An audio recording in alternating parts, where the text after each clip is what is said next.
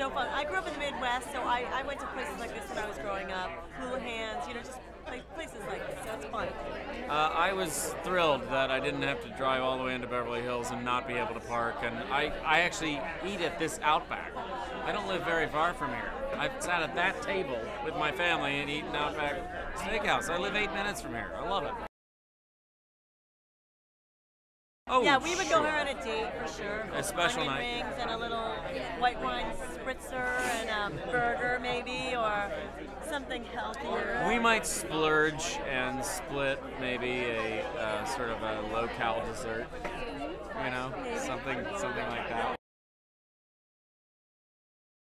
Basically, it centers on a mother and daughter relationship. I was a single mom who had Blair when I was like 16, and I raised her on my own because the guy that I had the baby with took off, and I was a single mom, and I kind of had to weekends, you know, come together, and I started my own business, and it's basically about our relationship. And now I'm so happy because I finally just gotten her out of the house. She's gotten married, and she moves back in. And basically, a lot of the show is me trying to move on with my life, to meet someone and date and get on with my romantic life and my business, and her kind of coming in the way of that and me getting sucked back into the drama. It's a suburban comedy. These are people who don't live in a high-style fashion in a metropolitan. They're not metro people.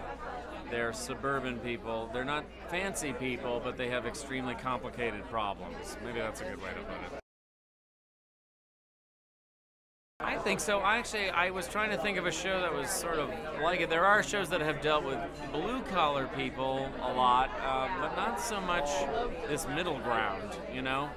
You either get like super rich people who are walking down the street in New York with fancy dresses on, or you get like people fixing pickup trucks, you know? But there's this great thing in the middle, and I think it's hard to name a show that does that as like we do. I mean, it really embraces it the way we do, and I think it's really fertile. You know, we're mall people. That's the height of that's the best night you can think of, is to go to the mall. You know. Oh, you should watch it because we're on it. No, you should watch it because it's actually a hilarious show. We have both seen the pilot now and the second episode. And you know, I don't even watch a lot of television, and I laughed out loud 5 times, and I knew the jokes.